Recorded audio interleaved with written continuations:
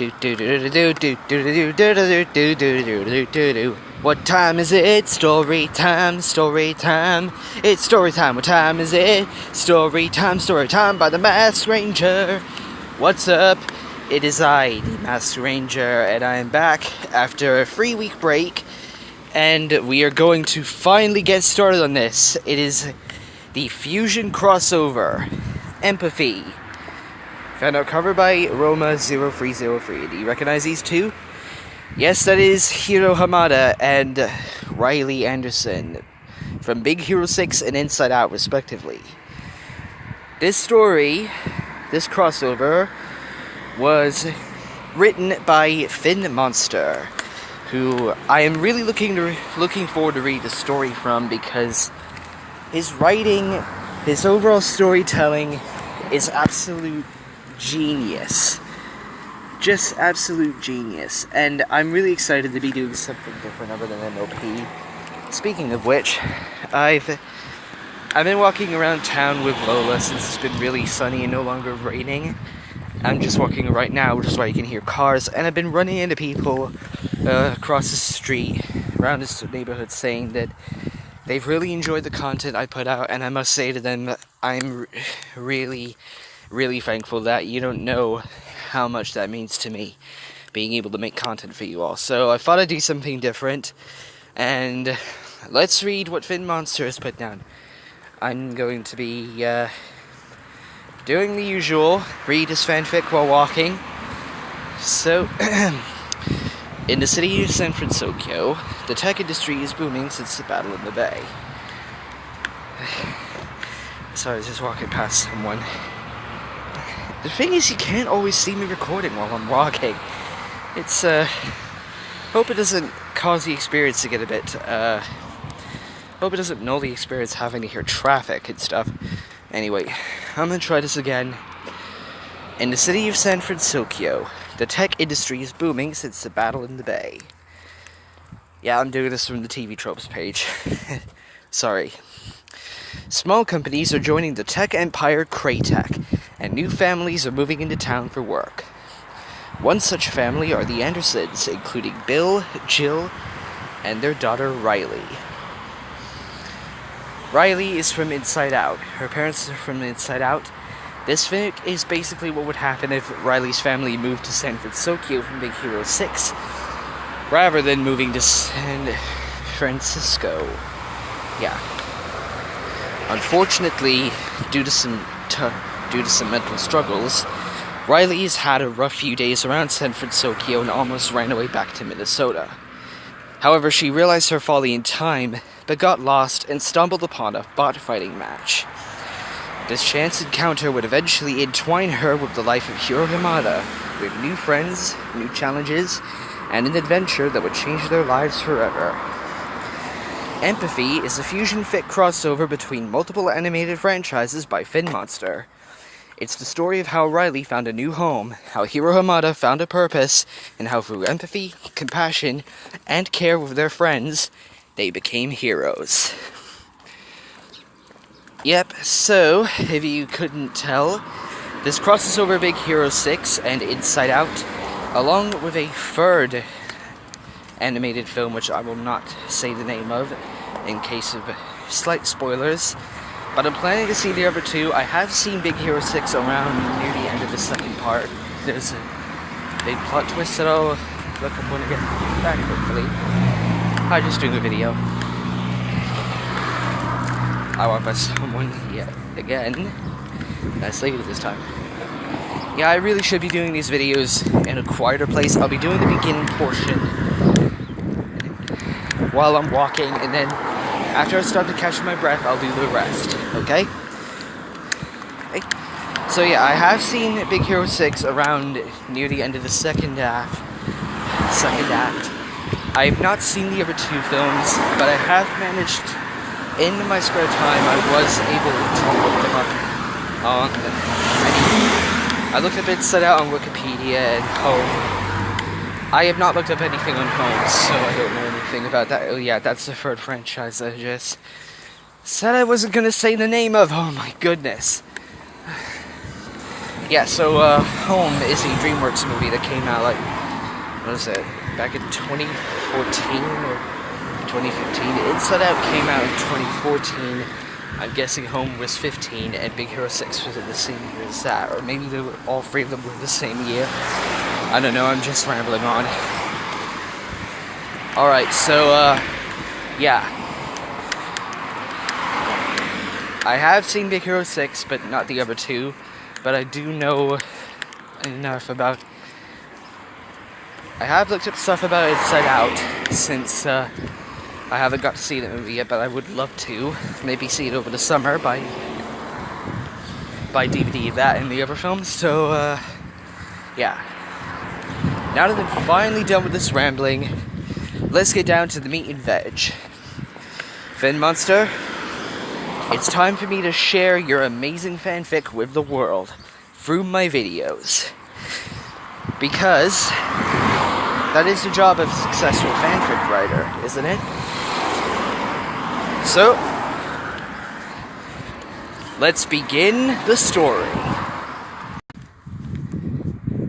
Empathy by Finmonster. Big Hero 6 and Inside Out crossover. Chapter 1, Chance Encounters.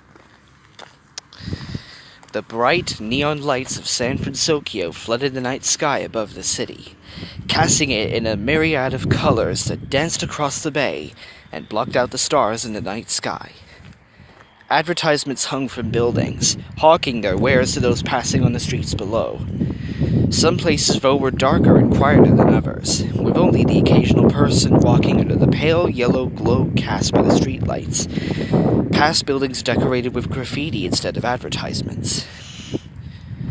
One such person was a young girl, no older than 12. Yeah, sorry, there was a bug that landed on my phone. She had a slim, adolescent physique, over which she wore a black jacket and dark jeans, a blue backpack strapped around her shoulders. She absent-mindedly tucked some of her shoulder-length, dirty blonde hair behind her ear before wiping tears from her blue eyes. How could I be so stupid? She questioned herself quietly as she walked by an alley led by neon signs. As she did, she paused to take a look around, a lost expression on her face. Not only that, but you managed to get yourself lost, too, the girl muttered in frustration. Nice job, Riley. Yeah, a bit of a spoiler that I looked up. I'm still going to see Inside Out, but from what I looked up, apparently during the movie, her emotions, accidentally jack up Riley.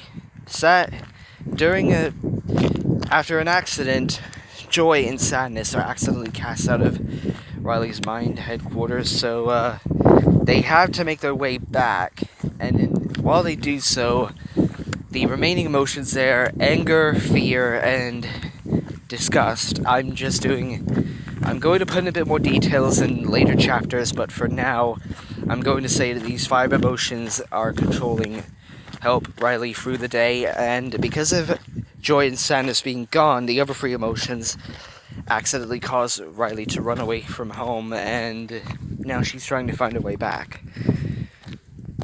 So this takes place during the end of Inside Out. I'll continue. Sorry for the spoilers. Sticking her hand into her pocket, the girl, Riley, fished a cell phone out and looked at it, before groaning as the device helpfully informed her that she had no signal. Figures. Riley groused as she slid her phone back into her pocket. Now what do I do? As Riley thought, the unmistakable sound of people talking floated down to her from the alley. Turning her attention towards where she assumed the sounds originated from, Riley could pick up a number of voices, though she couldn't tell what they were saying, if they were saying anything at all. What she could tell, though, was they were excited about something. Well, people are a good sign, Riley commentated before a look of uncertainty passed over her features. I think. Riley stood at the entrance for a few moments, making hesitant motions as she listened to the unintelligible voices. Maybe someone will let me use their phone, Riley pondered aloud. Or at least give me directions. Riley glanced around at her dirty, graffiti-marked surroundings. A cat yowling as a trash can turned over somewhere nearby. Probably not the best part of town to be asking for directions in, Riley mused. Riley took another moment to think over her situation before sighing. Not like I have much of a choice, though, she concluded. Certainly beats standing here, talking to myself. Don't want people to think I'm hearing voices or something. With that, Riley gripped the straps of her backpack before walking into the alley, following the sound of the people somewhere nearby. As she walked, Riley found the alley was one of many that seemed to form a grime-encrusted labyrinth that wound its way behind and between the brick and concrete buildings that surrounded her. Following the voices as they grew closer and louder, Riley found herself at a crossroads of sorts, brightly lit by a lamp that hung from one of the walls. A large crowd of people, mostly those in their 20s, stood with their backs to Riley, cheering for something that she couldn't see. "Excuse me, can you..." Riley began to say, walking up to the first person she saw. But the words died in her throat as a young man shot her a confused and annoyed glance before stepping away from her. Riley got much of the same reaction from most of the other people she tried to talk to, leading her deeper into the crowd.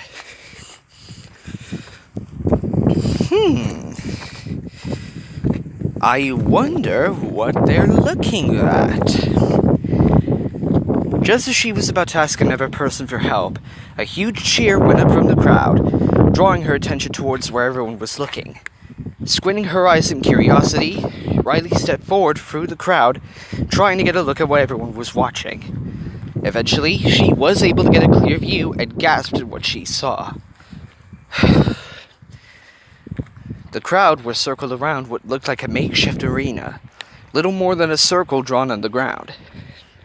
Inside the circle were two bipedal robots, both of which stood shorter than Riley's knee.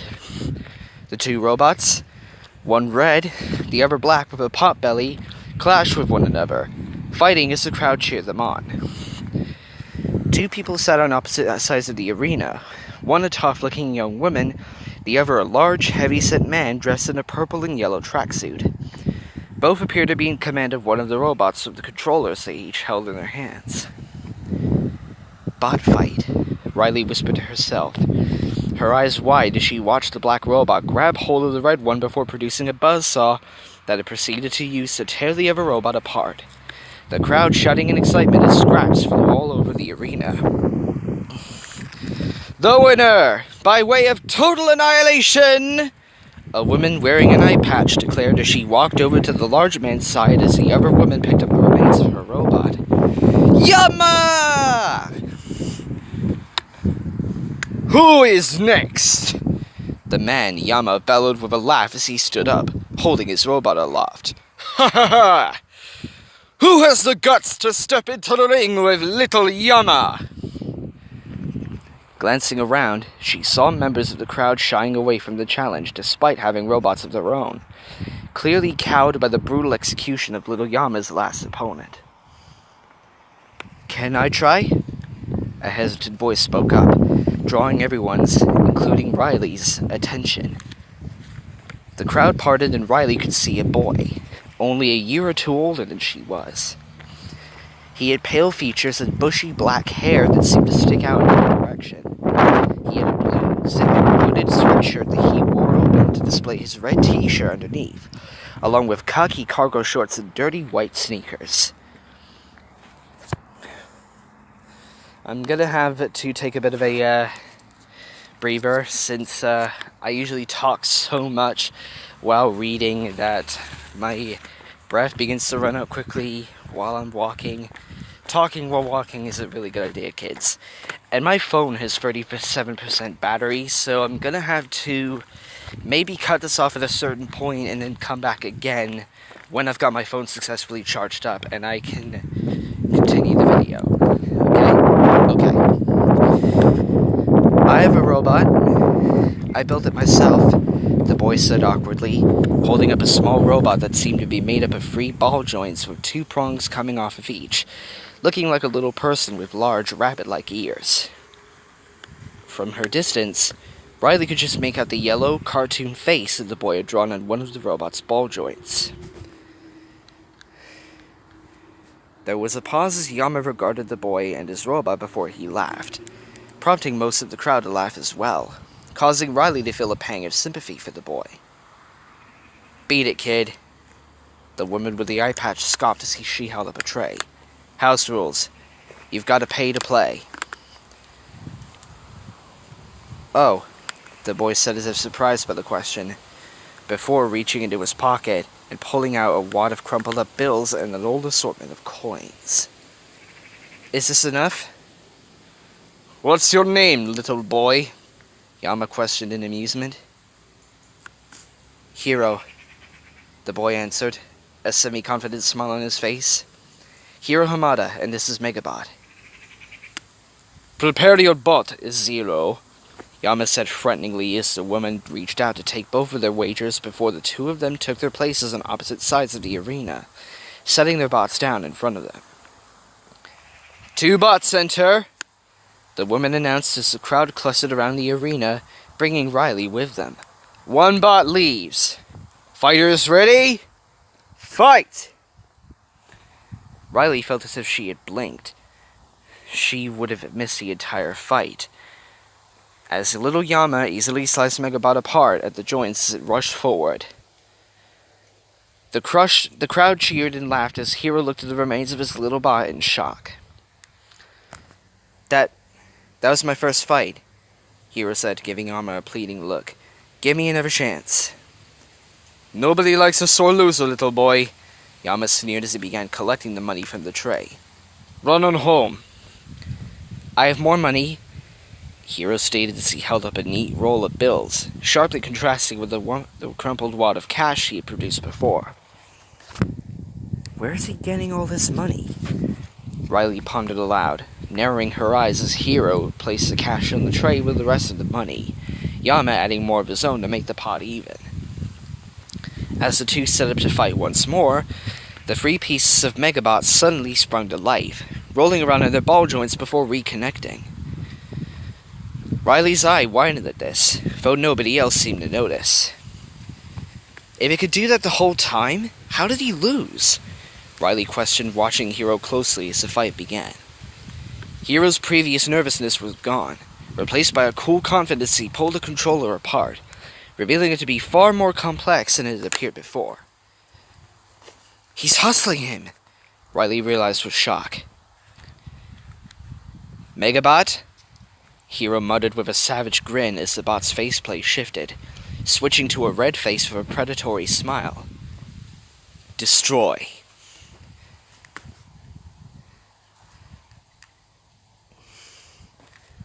What followed was a slaughter as Megabot displayed speed and agility leagues greater than it had in the last fight, Hiro controlling the bot with an almost bored expression. The bot danced around little Yama, breaking apart at times to better dodge the other bot's attacks, the pieces displaying the ability to connect in a long snake-like line in addition to the normal configuration. Slithering up little Yama's back, Megabot ripped off the bot's arm before proceeding to use the same appendage to hack off little Yama's other limb. With its opponent now defenseless, Megabot crawled up to little Yama's shoulders, wrapped itself around the other bot's neck like a boa constrictor, and popped its head off. No more little Yama. What? Yama muttered in incredulous shock as he picked up the pieces of his bot. How? Beginner's luck, I guess, Hiro said smugly as he began to collect the money from the tray, not noticing as the crowd started to fearfully disperse. Wanna go again? The words died in Hiro's throat as he found Yama looming over him. Riley watched with wide eyes as Yama grabbed Hiro and dragged the young man into another alley, followed by 3 thuggish-looking men. Riley hesitated for a moment as she gripped the straps of her backpack tightly, frozen by indecision. She'd seen what these guys do to robots. What would they do to a person? Narrowing her eyes and steeling her resolve, Riley jogged in the direction Yama and his men had gone with Hiro. "You go, girl." "No one hustled Yama!" Riley heard Yama shout as she came to a corner. Glancing around it, she saw Yama shove Hiro against a wall as his men surrounded the young man. "Teach this punk a lesson!" Yama growled as he began walking away down another alley as his men closed in on Hiro. Desperately trying to think of a way to help, Riley glanced around before noticing a hockey stick sitting in a trash can nearby. As she looked at the stick, Riley reached in her pocket and pulled out her phone, an idea forming in her head. "Hey guys," Hiro said nervously, backing against the wall as his eyes darted between the three men. "Let's talk about this." "Hey fellas!" Riley's voice rang out, bringing everyone's attention to her as she stood a few feet away from them with her phone held out in front of her with one hand and the hockey stick in the other. "Say cheese!" Riley took a photo with her camera, causing the flash to go off at the men's unexpected faces. Dazzled, the men stumbled back a step, allowing Riley to dart forward and sweep the hockey stick against the back of one of the thug's legs, knocking him to the ground. Before the other two could recover, Riley ran up and checked one of them hard with her shoulder, sending the already off-balance man stumbling into the other, setting them both falling to the ground. Tossing the hockey stick aside, Riley grabbed Hiro's wrist as the young man tried to blink the spots from his eyes. "Come on!" Riley shouted before she took off running the way she had come, dragging Hiro along behind her as the young man struggled to find his feet. "What's going on?" Hiro questioned, his vision clearing as Yama let out an angry shout from behind them. "I'm saving your butt, that's what!" Riley shouted back as Hiro fell in a step beside her. "Now come on!" Darting around a corner, Riley and Hiro found themselves at a T-shaped intersection of alleyways. "Now what?" Hiro questioned as he looked around. I don't know," Riley admitted, her eyes darting in both directions and her features screwed up in a lost expression. "What do you mean you don't know?" Hiro demanded in a panicked tone. "I mean," Riley began to say, but was cut off as Yama and his men came around the corner. "There they are!" Yama shouted, pointing angrily at Hiro and Riley as he and his men rushed towards them. Before the men could reach them, though, a young man on a red scooter came roaring down one of the alleys, stopping in between the children and the men. The rider was a young man, with features similar to Hiro's, though he seemed to be in his early 20s with a lanky build and short hair. He wore a light blue button-up shirt over a white t-shirt along with dark blue jeans, red sneakers, and a black riding helmet with goggles. "Tadashi!" Hiro exclaimed happily. "Get on!" Tadashi shouted, prompting Hiro to grab Riley's hand and drag her over to the scooter, the two of them hopping onto the back, Riley sitting behind Hiro, before Tadashi revved the engine and the scooter zipped away. Yep, Scooter Man saves the day. "Great timing, bro!" Hiro shouted as he patted Tadashi in the back. "Are you okay?" Tadashi questioned as he handed Hiro a white riding helmet. "Yeah," Hiro replied, the boy hesitating for a moment before turning around and placing the helmet on Riley's head, the large helmet almost covering her eyes. "Are you hurt?" Tadashi pressed as they sped along. "No," Hiro answered. "Then what were you thinking?" Tadashi demanded as he blindly slapped at Hiro, one of his blows accidentally striking Riley, causing her to let out a surprised yelp. Glancing back in confusion, Tadashi's eyes widened in surprise as he seemed to notice Riley for the first time. "Sorry," Tadashi apologized with an embarrassed look. "Hiro, who's your friend?" "Oh, she saved my butt. She's..." Hiro began to say before a look of realization crossed his features. "Hey, I never caught your name." "It's Riley!" she replied loudly, lest the wind carry away her words. "Nice to meet you, Riley," Hiro replied with a chuckle. "I'm Hiro, and this is my big brother, Tadashi." "Nice to meet you," Tadashi added, before his eyes went wide as he saw they were approaching a dead end. "Damn it, hold on!" Tadashi slammed on the brakes and pulled a sharp U-turn, prompting Hiro to grab onto his seat and Riley to grab onto the back of Hiro's shirt as they swung around and took off again. Shooting back down the alley, Tadashi spotted Yama and his men running towards them, taking up most of the alley. Glancing to the side, he spotted a thick board angled against a stack of boxes near one of the walls and a thought formed in his head. "Hold tight!" Tadashi orders as he veered the scooter towards the board, riding up it before ramping out into the open air. Yama and his men looked up in shock as the scooter sailed over their heads. As they flew, Hiro let out a whoop of excitement, glancing at a nearby window as they went. As he did, he caught sight of his reflection, specifically the sight of Riley clinging to him. Riley's grip had shifted so that she had wrapped her arms around Hiro's torso, clinging to him closely to provide stability. The boy only just said, noticing the feeling of her pressed against him. Riley's blue eyes were wide and shining, and her face was split by an excited grin as she looked forward over Hiro's shoulder. A split second later, and the image was gone, though Hiro could feel his face heating up despite the wind whipping against it. Hiro was snapped from his thoughts by the sharp jostle of the scooter landing, causing both him and Riley to hop out of their seats. The combined weight from Riley gripping onto him almost sent them both falling off the scooter, but Hiro managed to grab hold of the seat and steady them. "Oh man, sorry," Riley apologized, her face flushing as well as she quickly let go of Hiro. "Don't worry about it," Hiro replied, smiling awkwardly back at Riley. "I can't believe you, Hiro!" Tadashi snapped, bringing his younger brother's attention back to him. "You graduate high school at 13 and this is how you spend your time? Bot fighting is illegal, you know." "Actually, bot fighting is not illegal," Hiro corrected. "Now, betting on bot fighting, that's illegal, but so lucrative." Tadashi sighed and shook his head as they sped around a corner. "Come on, Tadashi, look," Hiro said as he held out a stack of money he had won. "I'm on a roll. There's no stopping me now." As Hiro said this, they approached an exit to the alley. Suddenly, the exit was cut off as a police car screeched to a halt in front of it, its lights flashing red and blue as its siren wailed. Tadashi slammed on the brakes, and the scooter skidded to a halt, the three of them looking with wide eyes as the police quickly began pouring out of their squad cars. "Oh boy," Hiro mumbled. "Yeah, you kinda spoke a bit too soon." Da-da-da-da-da. Oh my. Harsh fluorescent lights illuminated the holding cell in the back of the police station, the light contrasting against the unpainted concrete walls and iron bars of the cells. Hiro and Riley sat together on a hard metal bench in a cell reserved for minors, while Tadashi was locked in with the general population, which included Yama and a few of his thugs. Yeah, that happened in the movie too. Hiro looked guiltily at his brother, who only offered a glare in reply as he stood by the bars in the crowded cell. Glancing to the side, a look of concern crossed his face as his eyes fell on Riley.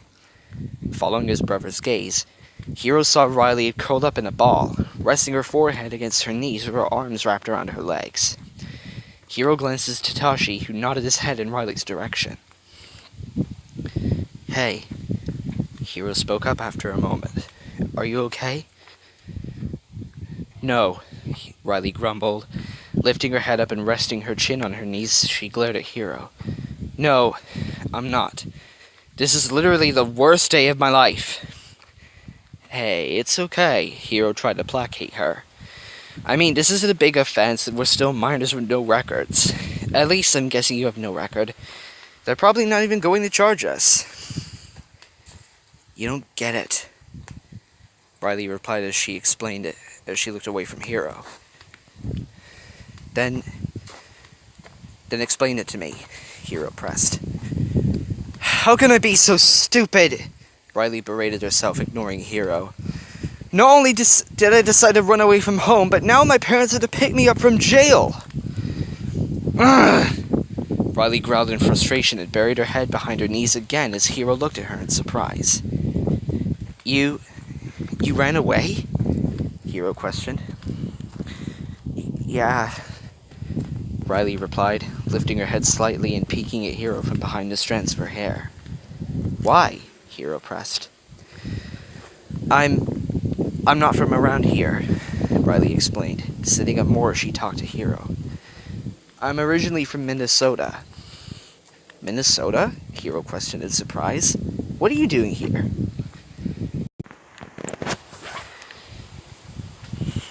"My dad is kind of a tech guy," Riley explained. He's higher up in kind of a small company that makes bot parts. With that, incident that happened a few years back, San Francisco has been the robot capital of the world. So, when his company expanded here, they sent him to help him run it. And you came with him, Tadashi surmised. And I came with him, Riley confirmed. But why try to leave? Hiro questioned in confusion. Why? Riley asked, giving Hiro an incredulous expression. Because I hate it here. Hate it? Hiro asked in surprise. What's to hate? Everything, Riley muttered darkly. Everything is different here. The weather never changes. Nobody plays or even seems to like hockey. I don't know anyone here except my own parents. You guys put broccoli on your pizza for crying out loud. Oh, come on! I love pineapple on pizza, so why would I hate broccoli on pizza? It sounds pretty good. The Hamada brothers made identical, disgusted expression before a thought came to Tadashi. Wait, broccoli? Tadashi questioned, earning a nod from Riley. Is this from a little pizza shop staffed by a really dour goth girl? Do you live near there? Yeah, like a street over, Riley replied, blinking in surprise. How did you know? We live like a block from that place, Tadashi said with a laugh. Small world, huh?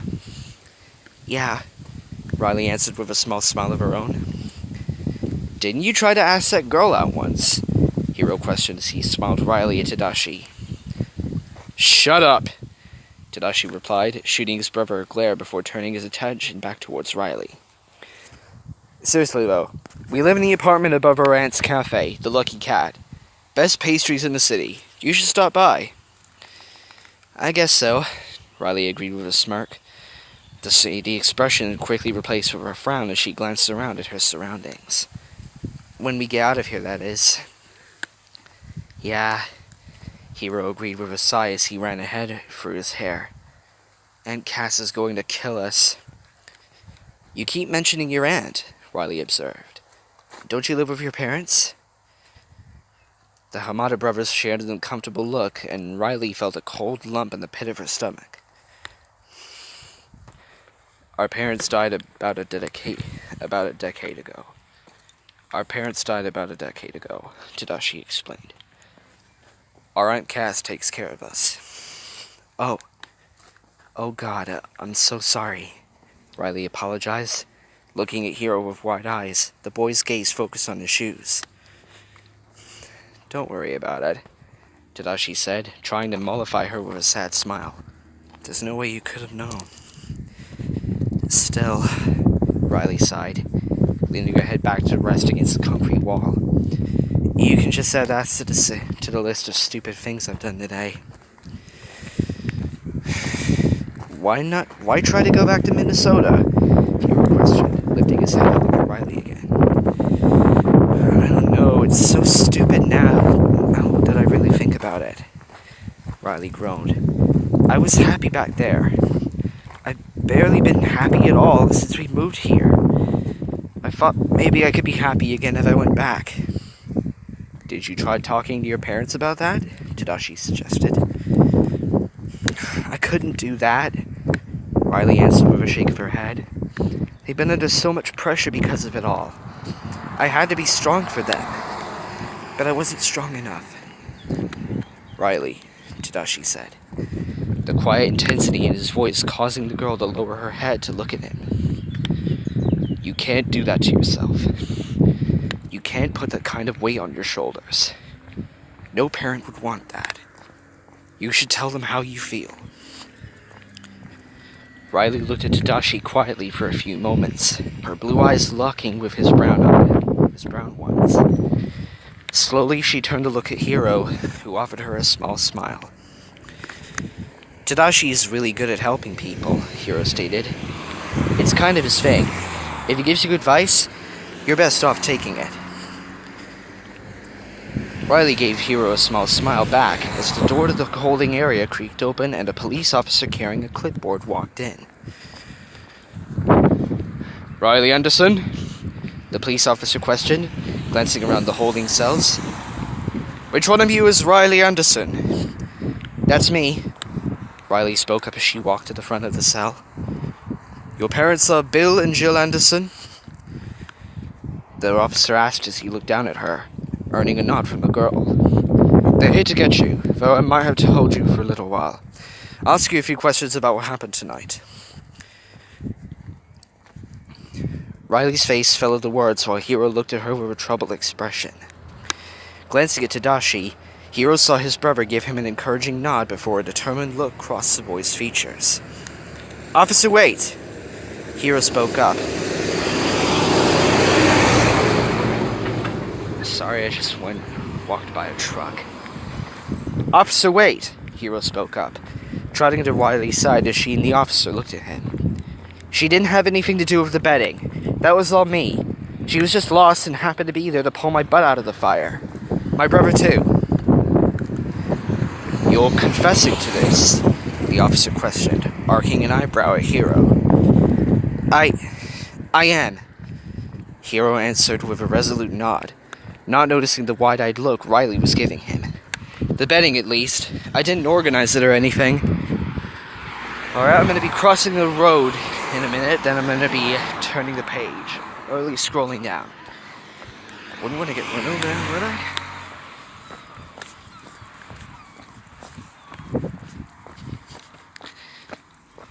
Alright, I'm over the road. Well, luckily for you, this is your first offense. A minor one at that. The officer said as he looked over to the clipboard in his hands. Especially compared to some of the other guys in here.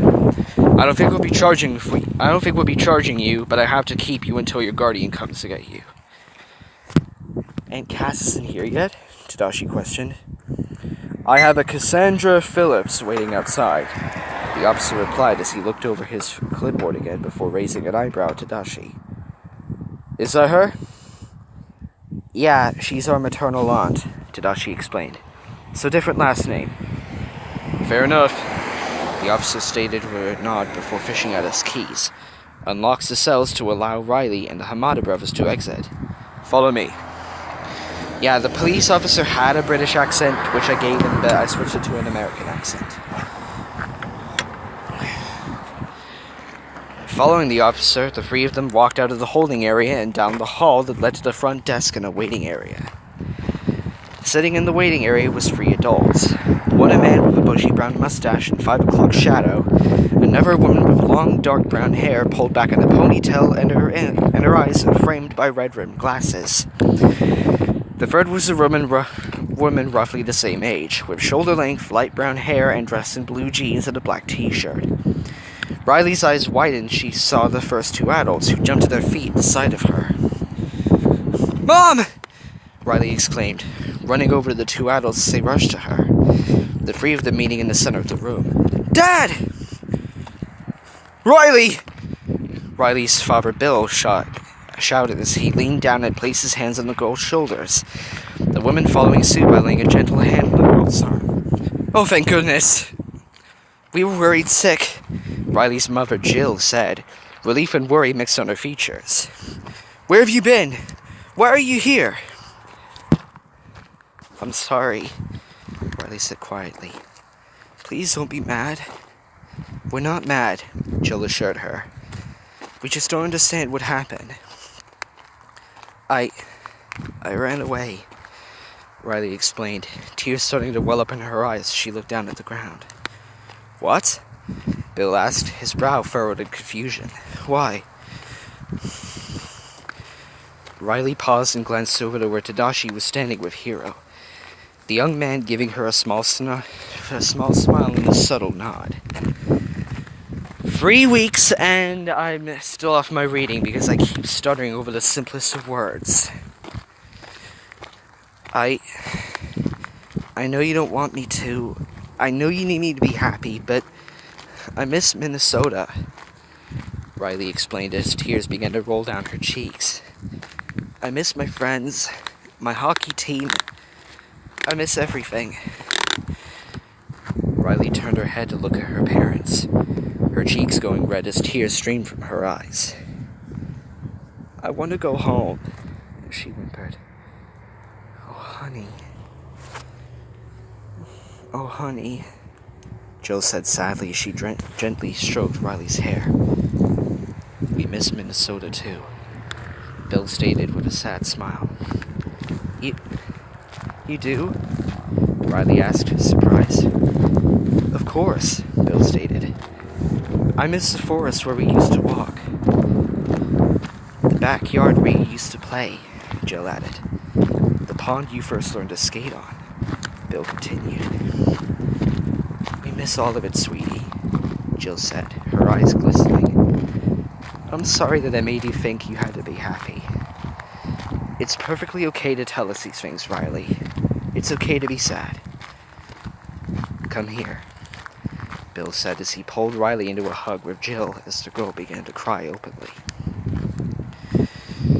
Hiro stood to the side with Tadashi, watching the exchange with a mixture of sadness and happiness. His attention was brought towards the other woman as she walked over to the brothers. Are you two okay? The woman asked. Yes, and Cass, the Hamada brothers said together. You're not hurt? And Cass questioned.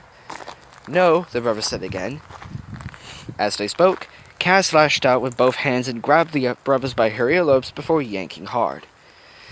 Then what were you two thinking? She hissed. Do you know how worried I was? And to involve that poor girl too?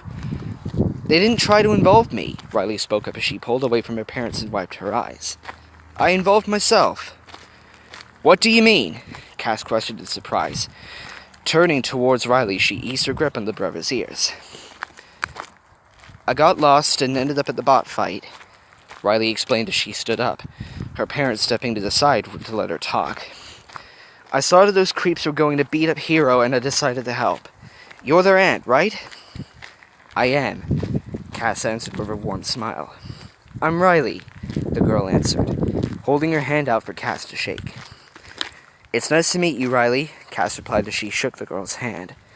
I'm happy to see you're all right, and thank you for what you did for Hiro. I didn't do anything, Riley dismissed with a shrug, her face flushing as she took a step back. You saved me, Hiro argued. Those guys were going to knock my teeth out before you showed up. Actually, I just realized I haven't thanked you yet. You don't need to thank me, Riley replied as she brushed a loose strand of hair behind her ear. I actually do, Hiro replied with a grin, showing the gap between his front teeth. Stop at the Lucky Cat tomorrow and I'll get you one of Aunt Cass's pastries. Best in the city, Tadashi chimed in, winking at Riley. Okay, Riley agreed with a small smile. Great, see you there, Hiro replied as Cass began to lead him and his brother out of the police station while bidding the Andersons good night, prompting him to wave. See you later, Riley. See you later, Hiro, Riley said with a small wave of her own. They seem like nice boys, Jill commentated with a smile. Yeah, nice boys who got themselves arrested, Bill added dubiously. Jill rolled her eyes and gave Bill a bemused smile before turning her attention towards Riley. Well, I think that's enough excitement for one night, don't you? Jill questioned as she offered Riley her hand. How about we go home? Yeah, Riley agreed as she took the offered hand, smiling up at her mother. Let's go home. Alright, so that is Chapter 1 of Empathy. Author's note, yep, another new story from me. Really, this was another story. I didn't see your first one. Like the others, the idea for this one just grabbed hold and wouldn't let go until I started writing it. There are more elements to the story that will show up as it goes along, so I hope you guys like it. As always, feedback and critiques are welcome, so please review. Later. I might not review, but I will keep reading, because this is turning out to be quite the interesting fic. So, until we meet again, Finmonster, I'm the Masked Ranger. Have a nice day, and I hope to read more of this story and share it with the world through YouTube. As always, keep moving forward. Bye.